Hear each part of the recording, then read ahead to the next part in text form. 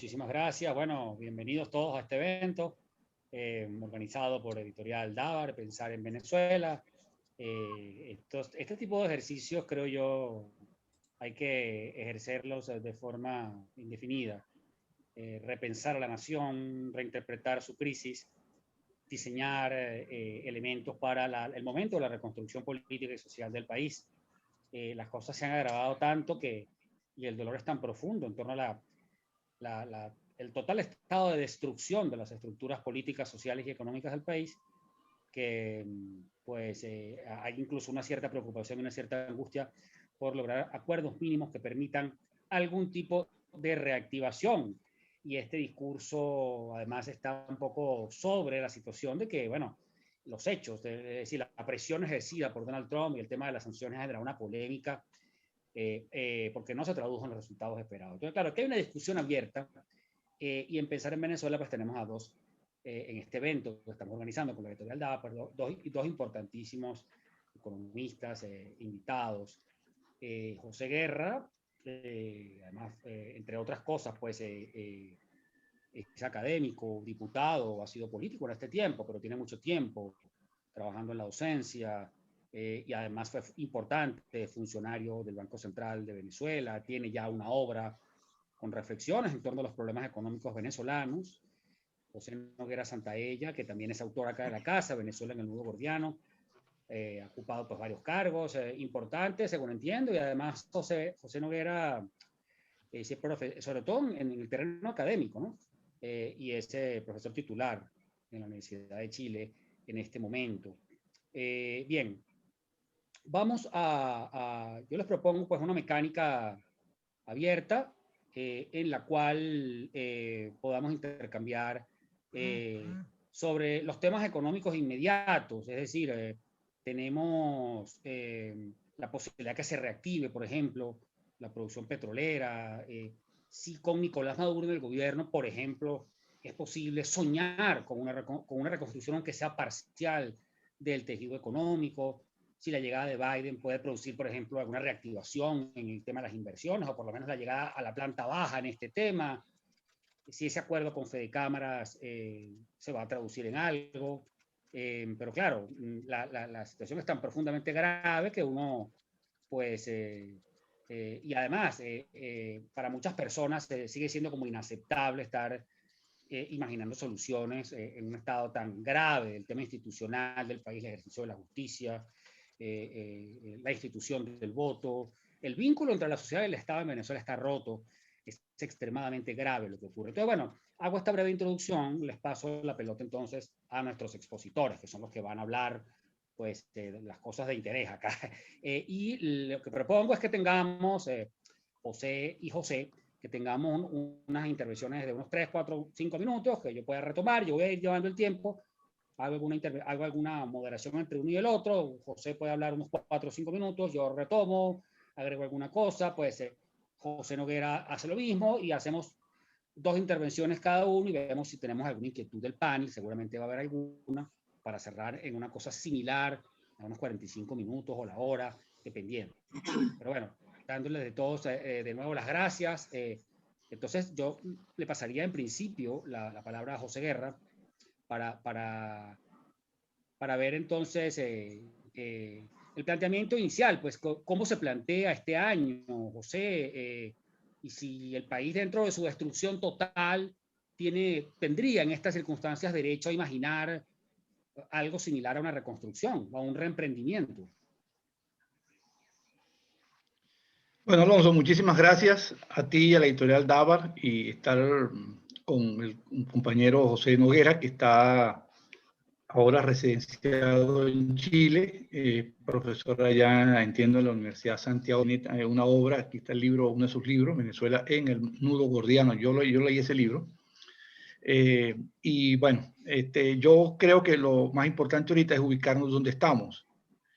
Sin hacer mucha historia de dónde venimos, sino dónde estamos ahorita. Creo que hay un conjunto de problemas como por ejemplo, la hiperinflación. Ayer ustedes vieron las cifras del Observatorio Venezolano de Finanzas, que es la institución que ahora está publicando las cifras. Lo que fue la Comisión de Finanzas ya cogió vida propia y la inflación en el año, comenzando el año, es 3.400 otra vez. O sea, seguimos en hiperinflación, ya va para 4 años. Una economía que ahorita tiene el tamaño 20 o 30% de lo que fue en el 2012, sin crédito internacional, en default de la deuda, con unos salarios miserables, instituciones. El Banco Central no existe. Hoy hay un trabajo de Leonardo Vera sobre por qué no hay vacunas y tiene que ver con la falta de cifras por parte del Banco Central, entre otras cosas. Ese es el cuadro que tenemos y a ello se agrega un tema que para mí es fundamental, sin la cual creo que no hay solución a la crisis económica, que es un tema de confrontación política, de falta de reconocimiento, porque desde mi punto de vista, parte de la solución, o buena parte de la solución, de acceder al financiamiento externo. Este problema de Venezuela, el default, la moratoria de la deuda, la caída de las importaciones, reestructurar su deuda, pasa necesariamente por un acuerdo con organismos multilaterales que abran espacio, uno, al financiamiento, dos, a la renegociación de la deuda y a reordenar la economía. Y sin esa condición de un cierto acuerdo político, que se puede hacer algo. Rusia no está en condiciones de salvar a Venezuela. Vean la prueba nada más. Apenas va a mandar ahorita 100.000 vacunas. O sea que es prácticamente nada. O sea, Rusia es una economía muy afectada por la crisis de los precios del petróleo. China está ya saturada de la ayuda a Venezuela. Tiene enterrado en Venezuela más de 30.000, 40.000 millones de dólares que no lo va a recuperar. Y con Irán y con Turquía no se puede, relativamente en crisis ahorita. La lira turca está en el subsuelo. Irán es un país con graves problemas macroeconómicos. De manera tal que yo, como veo las cosas, el ámbito de la solución o al comienzo está en un acuerdo político que abre espacio al financiamiento externo y al reordenamiento de la economía. Bien, José. Dicho esto, entonces, bueno, le damos la palabra a José Noguera, al doctor José Noguera, a ver cómo evalúa él la situación. A mí, por ejemplo, acá, voy a echar un chismecito acá entre nos, ustedes permiten no repetirlo, pero o sea, algunas fuentes me comentaban que en el encuentro gobierno-Fede Cámaras, los factores oficialistas reconocían algunos errores. Yo no sé, o sea, podría uno decir, doctor José, que es tarde, o sea, que el gobierno está pillando tarde, que reaccionó muy tarde, que ya, digamos, ese abrazar la economía de mercado ya no se va a traducir en ningún resultado para el país. Mira, te voy a decir lo siguiente. Yo voy a abordar esto en el contexto de la pregunta que le hiciste aquí al tocayo Guerra. Venezuela no tiene, o sea, yo no veo ninguna posibilidad de solución al problema venezolano con un gobierno como el actual. Ni siquiera en el escenario en el que el gobierno, que no lo veo, en el que el gobierno se decidiera hacer todas las cosas de la manera más correcta posible. Ni siquiera en ese escenario yo vería una solución rápida al problema. Y la razón es la siguiente. Cualquier solución, cualquier solución al problema de Venezuela pasa por un gobierno con credibilidad. Y este gobierno tiene cualquier cosa menos eso. Entonces, si bien es cierto que un acuerdo político, como dice Guerra, puede ayudar, a la final lo que va a ayudar es un nuevo régimen que le pueda dar credibilidad a los mercados internacionales. Y ese no es este gobierno, ni es un gobierno dirigido por un chavista. Tiene que ser un gobierno nuevo dirigido por un régimen nuevo. Yo lo veo de esa forma. Si no, no hay simplemente la más mínima posibilidad. Y no la hay, ya te voy a decir por qué. Porque es importante la credibilidad. Porque la piedra angular de cualquier programa que reactive la producción es la inflación. Si tú no tienes un programa que busque colocar la inflación a un nivel, digamos, de 2%, y cuando digo 2, es 2, no estoy hablando de 10, ni 20, ni 30, no es 2. Ese tiene que ser el nivel porque ese es el nivel de inflación que tiene la mayoría de los países de la OCDE, si no todos. Y de forma tal de que tú puedas tener unos mercados financieros que sean competitivos, y mercados financieros competitivos quiere decir que sean mercados financieros que puedan ser capaces de atraer ahorro. Aparte de la industria petrolera, que ya de por sí es un tronco de problemas.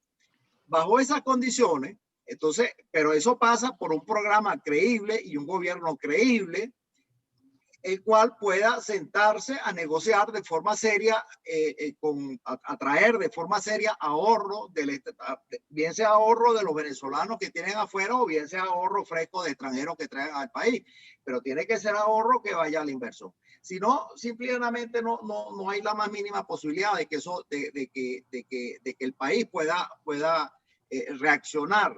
Y porque con una economía tan endeudada, es difícil pensar que la economía se va a reactivar con más deuda. La economía no se va a reactivar con más deuda, y menos si no tienes definido cosas como, por ejemplo, el régimen cambiario. Menos si no tienes definido cosas como un plan macroeconómico que te reduzca la inflación. Entonces, la economía no se va a reactivar con deuda. La economía se reactiva fundamentalmente, por lo menos no con deuda pública. La economía se va a reactivar fundamentalmente con producción privada. Puede ser producción pública, de repente PDVSA, pero el grueso tiene que ser la producción privada que vaya fomentando empleo y que vaya fomentando más riqueza dentro del país y que vaya dando la señal de que en caso de que se adquiera más deuda, sea una deuda que a largo plazo sea una deuda sostenible, pagable. O sea, ahí, en todo caso, lo concreto aquí es que si tú no tienes un nuevo gobierno que implante credibilidad, no tienes muchas posibilidades de ir muy lejos. Puede que ese acuerdo con Fedecámara, suponiendo que el gobierno tenga buenas intenciones, puede que ayude algo, pero ayudar algo es eso, simplemente ayudar algo, pero no te va a solucionar el problema de fondo. La economía va a seguir en crisis.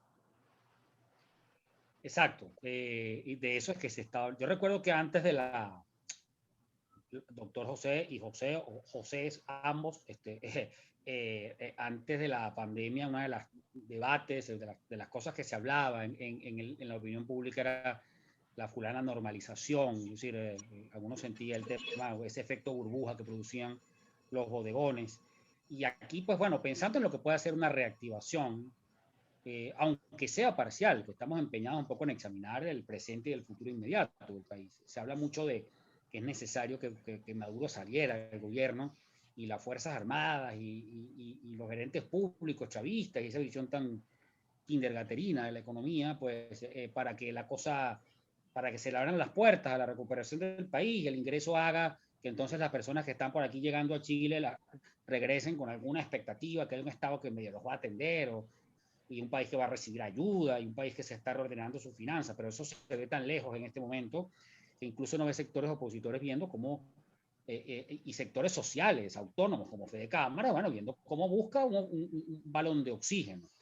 Dicho todo esto, le pregunto a José Guerra, ¿qué posibilidades hay de que la producción petrolera aumente, aunque sea un poquito? Yo había escuchado que podría subir unos 400.000 barriles si se hacen algunas cosas, si Biden retira algunos vetos, si se explotan algunos pozos livianos, salir de ese marasmo es posible. Bueno, yo voy a hacer un comentario previo a lo que dijo José Santaella, el tocayo José Santaella, y no le falta razón, o no deja de tener razón, el tema de la credibilidad. Es decir, tú expropiaste, tú confiscaste, y ahora estás llamando a los que tú expropiaste y confiscaste para que inviertan. Ese daño no se repara con un discurso, sino se repara con hechos, con políticas, y yo eso coincido con él, no lo veo. No lo veo. Es decir, recordemos Chávez caminando por las calles de Caracas, expropiese, y o sea, ¿cómo tú vuelves a restaurar la confianza de alguien para que coloque 50, 100 millones de dólares en una empresa? Porque yo tengo la impresión de que este viraje que están dando ahorita, porque lo están dando, es porque los precios petroleros están tan deprimidos. Los precios no, la producción petrolera está tan deprimida y la exportación está tan deprimida porque el precio es bueno. Estamos hablando de que la cesta de crudo de la OPEP está cerca de 60, 55 dólares, que es un buen precio. Lo están dando porque no tienen ingresos. Si el precio petrolero volviese a recuperarse a 100 dólares y la producción aumentase a 2 millones, vuelven con la misma política, porque el problema está en el marco conceptual en el cual ellos se mueven. Ahí está el problema para mí. O sea, esta gente no cree en la economía de mercado, no cree en el mercado, no cree en el emprendimiento, no cree en la inversión. Es que lo han dicho de todas maneras. O sea, lo que falta es que lo digan en chino, pero lo han dicho de todas maneras. Y nosotros, y bueno, Fede Cámara está bien, que vaya allá y converse, pero se lo han dicho. ¿Tú sabes cómo llaman ellos a Fede Cámara? La burguesía parasitaria. Ese es el nombre que le pusieron a Fede Cámara. Entonces, ahora están llamando a los burgueses parasitarios para que produzcan. Ahora, en el caso del petróleo, no hay posibilidades, desde mi punto de vista. Aquí creo que había un experto petrolero que le pidió algo o algo así. Creo que hay un experto petrolero con ese apellido, no sé si está unido a la reunión, pero no hay posibilidades de que la industria petrolera se recupere desde el punto de vista de la óptica del Estado, o sea, es decir, de la óptica de PDVSA. Es decir, Venezuela está produciendo ahorita 600.000 barriles, 500.000 barriles, y de eso PDVSA propio, esfuerzo propio será 100.000 barriles, no más de eso. Entonces, todo el esfuerzo es Chevron Texaco, que todavía está, la Repsol, la Eni, la Total, etc. Entonces, para producir 100.000 barriles adicionales de petróleo, necesitaríamos una inversión de unos 4.000, 5.000 millones adicionales, nada más que para mantener el nivel de producción actual, para que no baje. Y eso yo no creo que lo puede proporcionar PDVSA, porque si tú ahorita calculases lo que PDVSA exporta, y eso te está dando una caja de 6.000, 7.000 millones de dólares, que es lo que te alcanza justamente para pagar las bolsas CLAP, para darle algo al fisco y para gastar. No hay un céntimo en el flujo de caja libre de PDVSA que te permita emprender una inversión para recuperar la producción. De manera tal que sí se puede recuperar, pero hay que hacer una inversión más o menos importante. Hay gente que dice que hay mucha capacidad. Perdona, José, te quería repreguntar, discúlpame. Nada, esto es decir, porque se habla de que algunas empresas privadas, o sea, el asunto es darle a las empresas privadas, o sea, hacer algunas concesiones en el marco de la ley antibloqueo. Sí, sí, claro. O sea, ellos están, la ley antibloqueo es deshacer lo que hizo Chávez. Es decir, acuérdate el año 2007 y 2009, lo que pasó en el complejo de José, en la faja del Orinoco, cuando Chávez, desoyendo algunos consejos de algunos miembros del Ministerio de Petróleo y Energía, que se lo advirtieron, tomó las empresas petroleras y puso las empresas petroleras contra la pared en ese momento, sin saber que se estaba enfrentando a lo que ellos llamaban el imperialismo petrolero. Es decir, se estaba peleando con la ExxonMobil, ¿verdad? Se estaba peleando con la ConocoPhillips, y ahí están los juicios, ¿verdad? Ahí están los juicios. Entonces, evidentemente que esa apertura, esa ley antibloqueo es para tratar de deshacer, pero el problema está en que no han aprobado una nueva ley orgánica de hidrocarburos.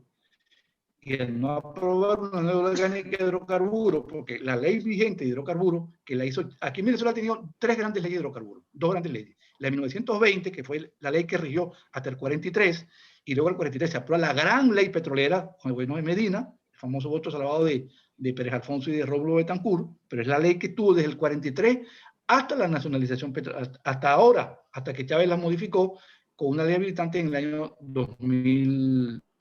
Entonces, esa ley vigente, porque no se ha derogado, dice que PDVSA tiene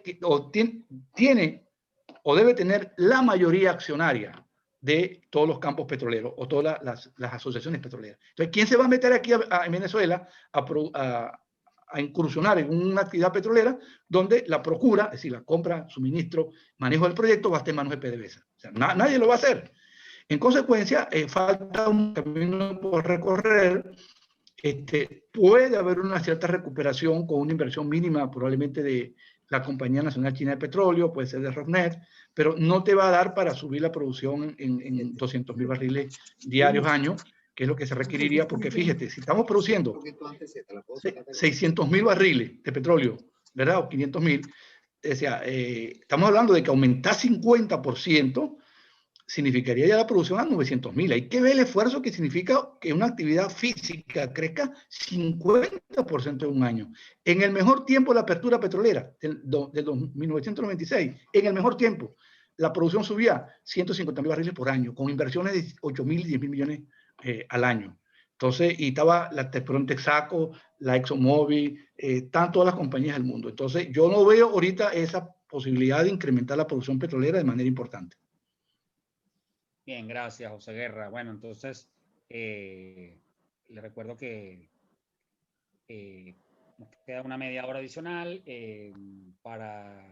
vamos a ver si logramos al final de nuestro encuentro algunos comentarios, reflexiones, siempre cortos, siempre precisos para poder cerrar.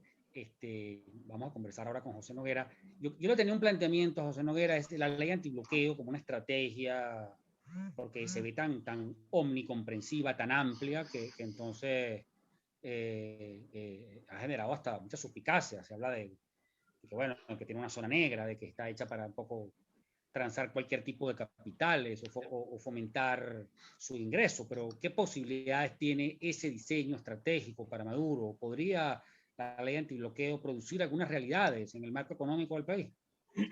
Mira, esa ley antibloqueo es tan amplia como oscura. Entonces, y se presta para cualquier tipo de malas mañas. Entonces, yo dificulto que una empresa seria, o sea, realmente se quiera meter en Venezuela. Por supuesto, o sea, realmente no tengo mucho que decirte sobre esto, porque yo realmente no le tengo fe a eso. Puede que algún socio ruso o algún socio chino o de Irán, no sé, de alguno de esos países raros, trate de hacer un negocio interesante para ellos, por supuesto. Pero yo dificulto mucho, sobre todo que ante el estado de indefensión jurídica que existe en el país, no solo ahora, sino después. Te le digo ahora porque bueno, está la situación de la inseguridad jurídica que tiene el actual gobierno, pero también después, porque tú estás en una situación donde el actual gobierno no está reconocido por lo menos por casi la totalidad de los países democráticos y por los países desarrollados, de la OCDE al menos, que son los países que tienen plata. Entonces, en ese estado, o sea, bien sea la situación antes o la situación ahora, hay una situación jurídica demasiado difusa. Eso por una parte, aparte del hecho mismo de que los negocios posiblemente que se están haciendo, si es que se hacen, son negocios muy oscuros, porque no se sabe exactamente ni siquiera cuáles son bien las reglas. Entonces yo no le tengo mucha fe a eso.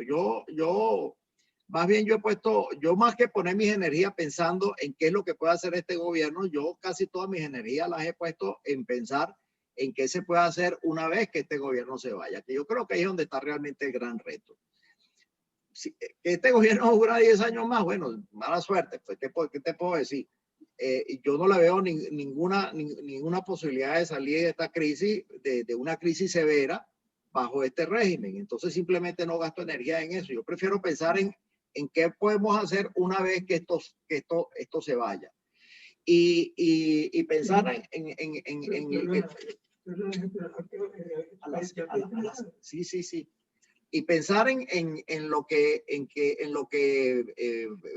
hay que hacer una vez que en esto se vaya. Yo veo que la gente está poniendo mucha fe en la reactivación petrolera, pero yo creo que hay alternativas, o en deuda.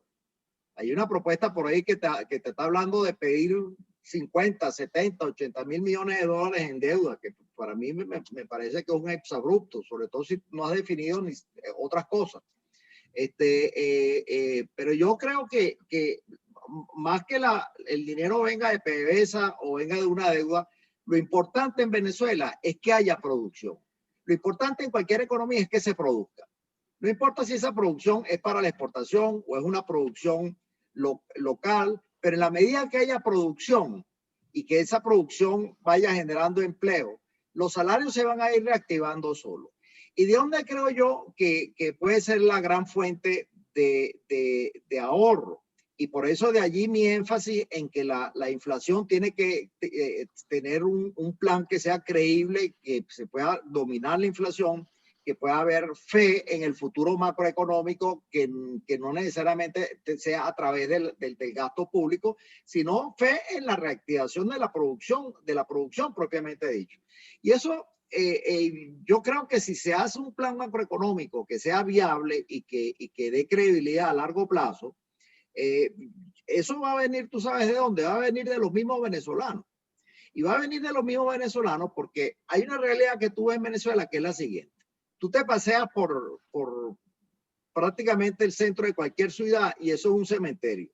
Tú te paseas por las zonas industriales de cualquier ciudad y eso es un cementerio.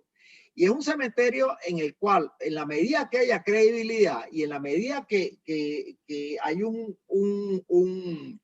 panorama macroeconómico que sea creíble a largo plazo, la gente, cada comerciante se va a ir trayendo sus 500, 600, $1,000. Habrá uno que se traiga 1,000,000, a lo mejor hay otro que se trae 100,000. Eso sin contar la mediana y pequeña industria que se irán reactivando poco a poco y se vayan reviendo en la medida de que el país se vaya encauzando. Y eso puede ser las cuentas que yo he sacado así a grosso modo, eso pueden ser muchos miles de millones de dólares. Muchos miles de millones de dólares que precisamente son los que van a generar un empleo fresco y te van a crear el ambiente de un crecimiento rápido.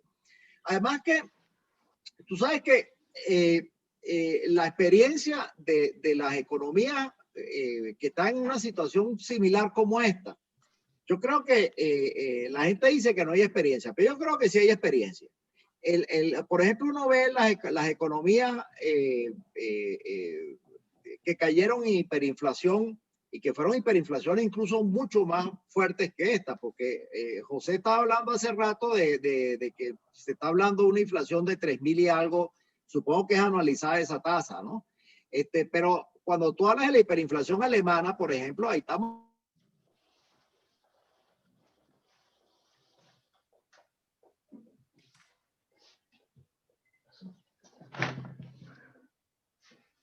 Tuvimos un bache con José Noguera, creo. Creo que no se oye al tocayo Noguera. Sí, no, dejamos de escuchar a José. Vamos a ver si podemos recuperarlo, si no, pues seguimos nosotros. Te damos la palabra mientras él logra incorporarse. Hablaba de las economías hiperinflacionarias como con un análisis comparado ahí. José, una pregunta concreta mientras retomamos a José Noguera. En las conversaciones parciales, en los encuentros donde se mandan a decir, en los naturales, conciliábulos de la política, gobierno y oposición, no se debate sobre el tema económico o la posibilidad de que haya una solución, un acuerdo en torno a soluciones concretas, ese tipo de temas. ¿Tienes información de si ya ha circulado? Bueno, que yo sepa, la única vez que se discutió fue cuando nosotros propusimos, el Partido Primero Justicia propuso la ayuda de $100 por familia el año pasado y todo esto, y un poco el mecanismo para hacerlo viable, y se decía porque era un préstamo del BID, y primero una ayuda y después un préstamo, y eso significaba unos $500 millones, entonces se hablaba de que no era fácil absorberlo, la economía absorber esa cantidad, digamos, en 2 meses, una economía tan deprimida como esa. Pero que yo entiendo, hay reuniones a otras instancias con el gobierno, pero entiendo que ese tema sí se está discutiendo, más allá pues de la reunión con Fede Cámara. Hay instancias donde, digamos, hay cierta forma en que se está tratando esto, ¿no? Pero no ha sido con el alto gobierno, no ha sido con el alto gobierno. No ha sido, ok. No, pero ahora el Santaella ha planteado un tema importante, que es el tema de la hiperinflación. Yo parto del hecho de que si no hay solución a la hiperinflación, es decir, no hay manera de recuperar salario, no hay manera de recuperar la producción, ese es el problema para mí fundamental. y la tasa es 3.400 anualizada, en enero contra enero del año pasado. Ahora, el problema está, colega Santaella, en que toda la hiperinflación, como la vemos nosotros, es principalmente por el problema del financiamiento al fisco, y particularmente a PDVSA. La deuda de PDVSA con el Banco Central son casi 30.000 millones de dólares. ¿Verdad? O sea, esta es una cifra respetable por emisión monetaria. Del déficit fiscal de Venezuela, 70% lo financia el Banco Central con impresión de dinero. Entonces, ¿cómo resolver ese problema? Si no hay fuentes genuinas de ingresos porque la producción está caída. Ahí necesariamente, como yo lo veo, tiene que ser un acuerdo con los organismos multilaterales. Activar la producción petrolera en corto plazo.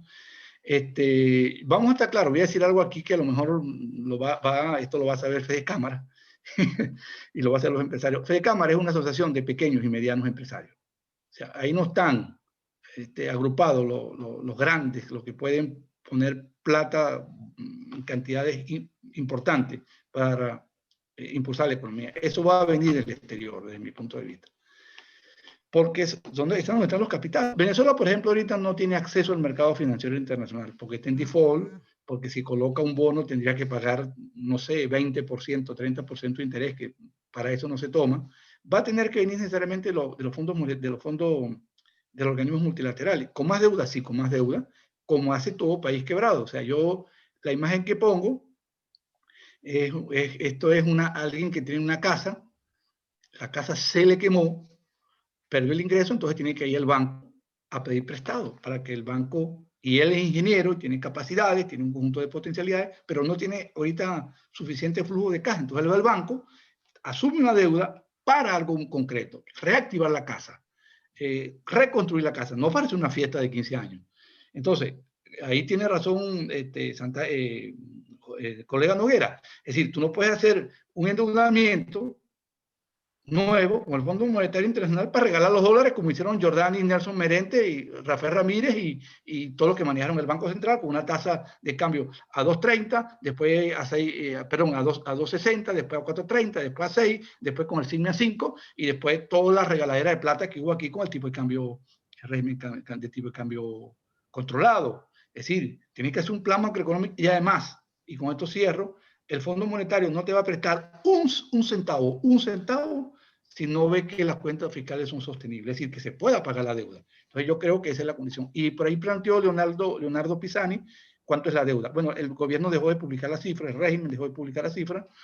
El estimado mío hasta ahorita, sin meter al fondo chino, es decir, la deuda financiera de PDVSA, más la deuda del fisco, más sin el fondo chino me refiero, o sea, deuda financiera de PDVSA, deuda externa de la República, son 112.000 millones de dólares aproximadamente.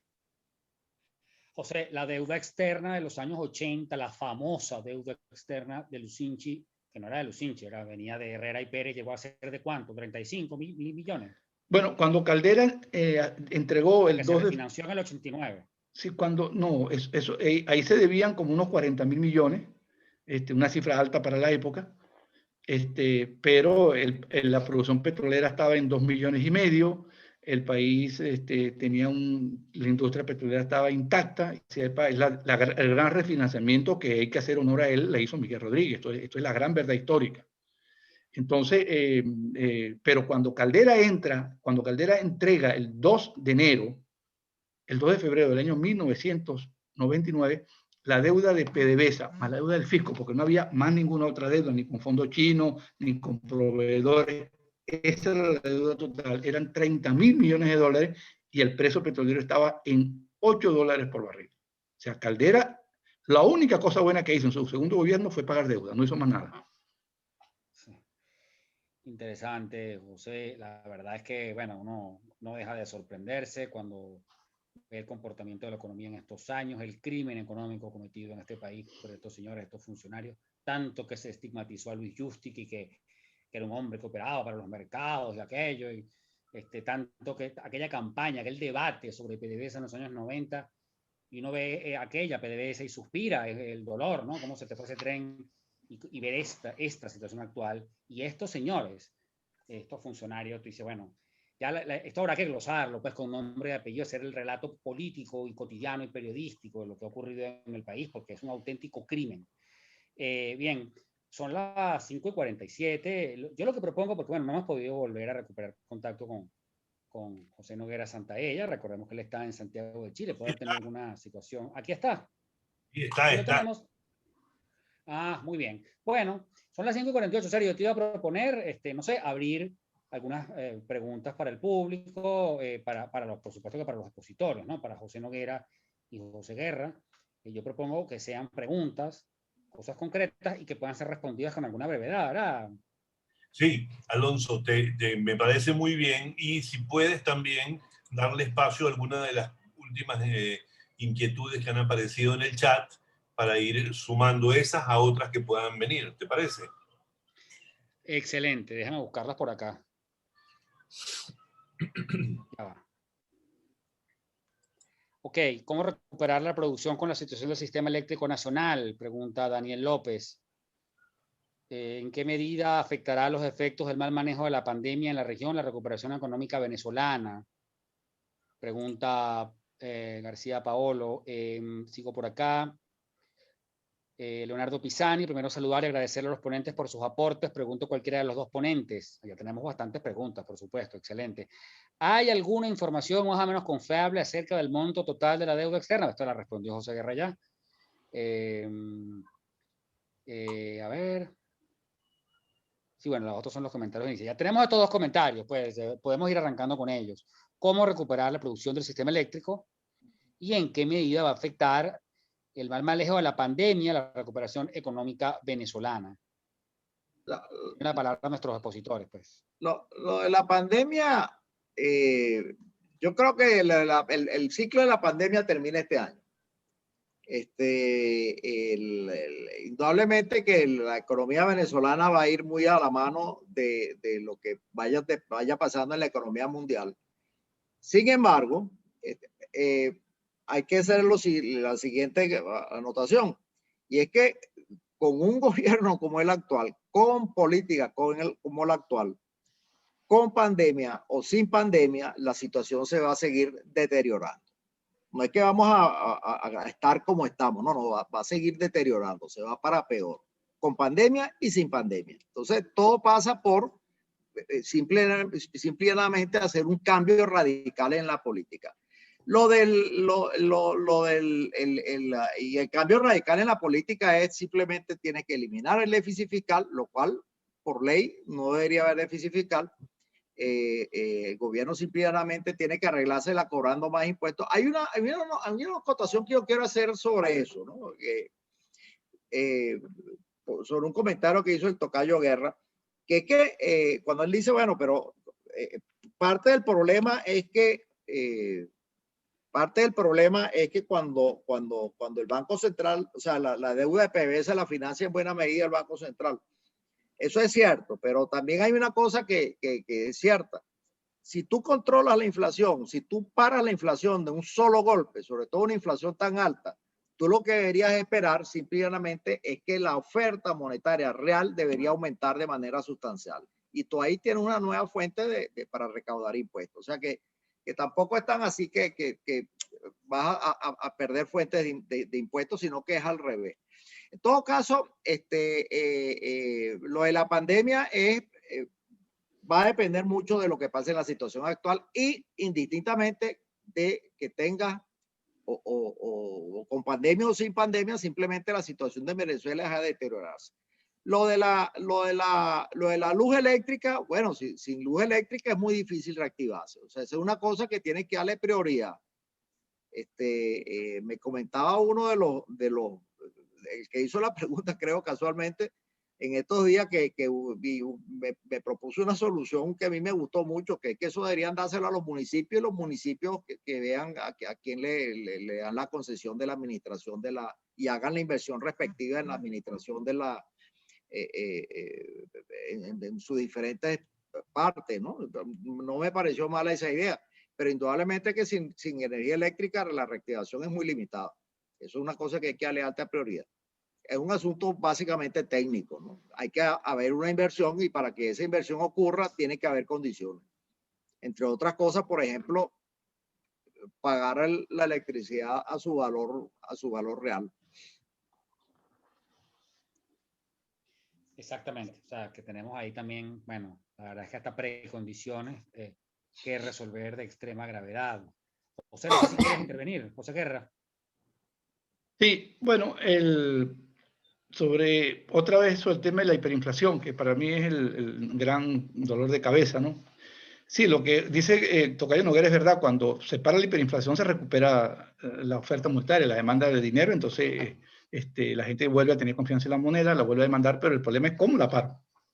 ¿Cómo la paro? Porque mientras sigue el financiamiento del Banco Central, yo no veo, o sea, todo esto que estamos viendo, como comenzó enero, la devaluación, fue porque el Banco Central liberó el encaje, bajó el encaje, quedó un conjunto de, digamos, de liquidez sobrante que no encuentra dónde invertirse y salió pues a comprar dólares a cualquier precio. Y entonces, si no hay esa corrección fiscal, yo no veo forma que se pueda generar un proceso. Los impuestos, es decir, tenemos un país que tiene donde el 70% de la población gana salario mínimo o 2 salarios mínimos. ¿Cómo le van a cobrar impuestos a esas personas? ¿Cómo pagan? O sea, ¿cómo pagan los impuestos? O sea, ¿vas a subir el IVA? ¿A cuánto lo vas a poner? Esas personas ya están exentas de impuestos sobre la renta. Lo que están pagando es el impuesto de la inflación con la devalorización de su saldo monetario. Entonces, por donde uno lo vea, necesita el apoyo internacional. Si es por un programa social, lo necesitas.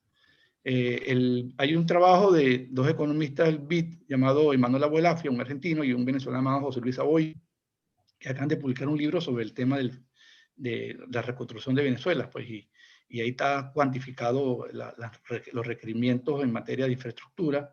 Es decir, no hay recuperación económica sin electricidad. Cuando reactive las plantas eléctricas, le vas a quitar electricidad le vas a quitar electricidad a los pueblos. Entonces, puedes resolver un problema y te crea otro problema.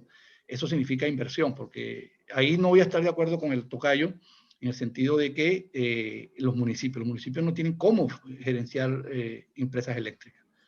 Tal vez lo ven en concesión. Allí lo que hay que es descentralizar esto y separar la distribución, porque la generación la hace el Estado siempre a través del sistema interconectado que comienza en Google y se extiende hasta el centro y lo agarra planta centro y luego vienen las grandes las represas del Uribante Caparo y la Santo Domingo para el occidente y las represas del Zulia que son básicamente termoeléctricas, ¿no?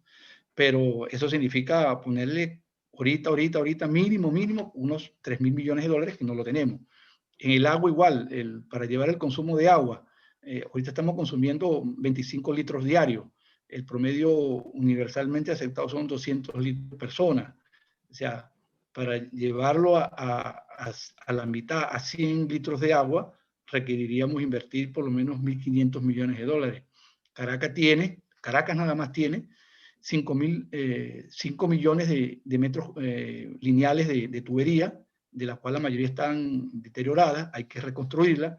Los sistemas de aducción están prácticamente muy deteriorados, los que Taguasa 1, Taguasa 2, Lagartijo, que son los que surten a Caracas. O sea, cuando uno lo vea, requiere el apoyo internacional. Y tú dices, bueno, vamos a cobrar, con lo cual estoy de acuerdo, electricidad a su valor, eso es correcto, totalmente de acuerdo, pero tiene que haber una franja de subsidio a gente que no va a poder pagar electricidad a los costos, porque el tema está en que generar un kilovatio de electricidad en cualquier parte del mundo, o sea, la electricidad es cara y en todas partes se cobra el valor, pero en Venezuela nos acostumbramos a despilfarrar la electricidad y ahora que la queremos cobrar no tenemos cómo pagarla. Escuchaba por ahí, José, comentario de, creo que era José María Yo Leviana. quiero que hacer un comentario que yo creo que es crucial aquí. Guerra me está diciendo que, bueno, cómo parar la hiperinflación y cómo resolver el problema fiscal. Y te voy a decir una cosa. En el mundo han habido, sin contar de Venezuela, han habido 48, Venezuela es la 49 episodios de hiperinflación, de los cuales 2 fueron antes del siglo XX. sobre los cuales no hay data. Los dos antes del siglo XX, fue uno en China hace varios siglos y otro en la hiperinflación de John Law. O sea que básicamente hay 47 episodios de hiperinflación. Y en esos 47 episodios, al final la solución ha sido muy parecida. O por lo menos la data que hay y los estudios que hay te dicen que todo va por el mismo carril. Tú la hiperinflación la paras de un solo sopetón. De un solo golpe. Y la forma de hacerlo, la forma menos traumática de hacerlo, la dictó Alemania en el año 1919, en el 20, realmente, 20, 21, por ahí. Y la forma en que lo hicieron fue lo siguiente.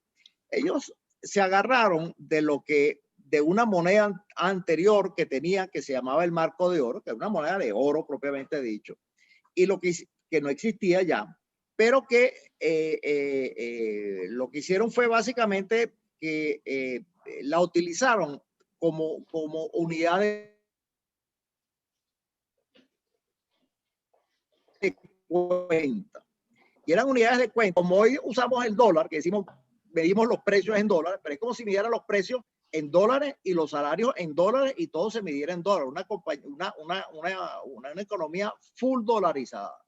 Vamos a ponerlo en términos más actuales, con un vocabulario más familiar. Brasil hizo algo muy parecido. En Bolivia ocurrió algo muy parecido también, incluso mucho más parecido al caso venezolano, aunque ya estaba mucho más dolarizada que en Venezuela. ¿Cuál es la ventaja de cuando tú tienes eso? Es que cuando la economía funciona de esa manera, no importa en la moneda en que pague, si pagas en bolívares o pagas en dólares o pagas en lo que pague, básicamente tu flujo de salario e ingreso tiene muy poco rezago y se mantiene. El valor bien sea el valor del salario o bien sea el valor de los precios, se va manteniendo porque está como en dólares, indistintamente de si pagas en la moneda local. Entonces, eso es lo que le da, en este caso al gobierno, es un margen de tiempo, y no puede ser demasiado, pero digamos un margen de tiempo de 6 meses, para que en ese tiempo tiene que ver cómo hace para, entre otras cosas, eliminar el déficit fiscal. Y lo que te dice la evidencia de esos 47 episodios es que cuando se ha eliminado de un solo golpe, simplemente la inflación se para de un solo golpe, y la inflación se para de un solo golpe es que, por ejemplo, en Alemania se bajó de algo así como 40.000%, bajó a 15% en un año y en 3 años la tenían en 2%. Entonces, sí es posible hacerlo de esa manera. Claro, nadie ha dicho que ajustar el déficit fiscal sea fácil.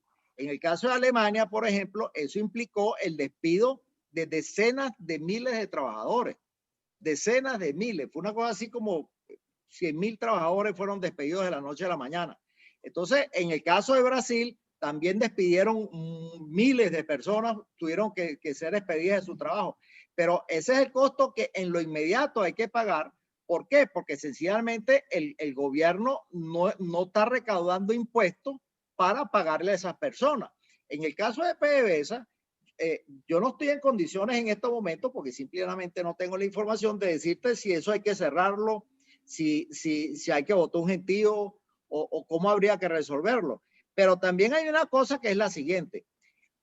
El problema de la deuda, ciertamente, si tú no pagas la deuda, no tienes acceso a los mercados internacionales. Pero es que de todas maneras tú no tienes acceso a los mercados internacionales actualmente. Y yo, más que confiar en pedir prestado, yo confío en que regrese el capital nacional. Y yo creo que eso es muy posible, y la experiencia de los 47 episodios te dice que el capital nacional regresa. Pues, entre otras cosas, porque ese capital nacional, que son miles de millones de dólares, está depositado en cuentas en el extranjero y es un capital que se maneja en dólares, pero es un capital que nunca pasa por el país, pero es un capital que te puede servir para reactivar el país, sobre todo porque el capital nacional, especialmente el capital pequeño, es un capital que vive todavía de manera directa o indirecta o quiere vivir precisamente la economía nacional.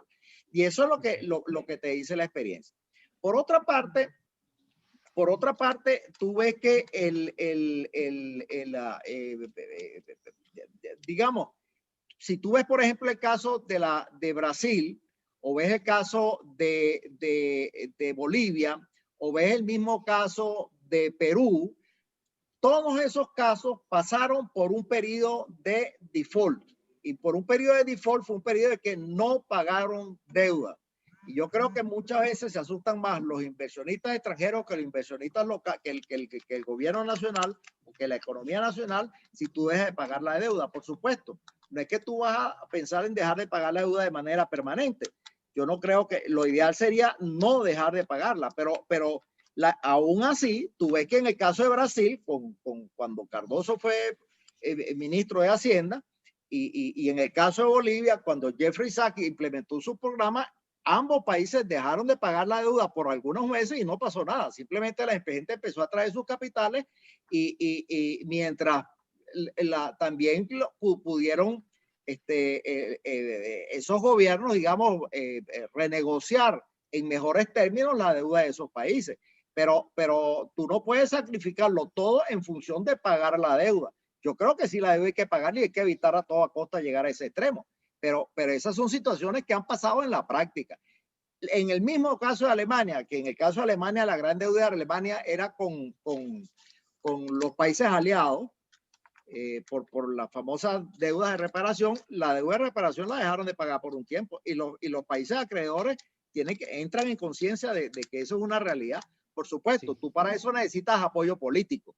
Y un apoyo político importante yo creo que lo podría dar el mismo gobierno de los Estados Unidos. Gracias, José. Bueno, tenemos todavía unas preguntitas acá, voy a comentarlas. No nos queda mucho, les pido entonces un poquito de brevedad en las respuestas para ir cerrando. Pues acá tenemos Corina Rodríguez, periodista. Gracias por los comentarios. Me gustaría preguntarle a José Guerra qué opina del optimismo de algunos medianos empresarios de una leve mejora en la economía local de este año si se produce una autorización de la venta de gasolina y diésel. Ya estoy terminando. Termino aquí. Te sigo. A Venezuela por el gobierno de Biden. José.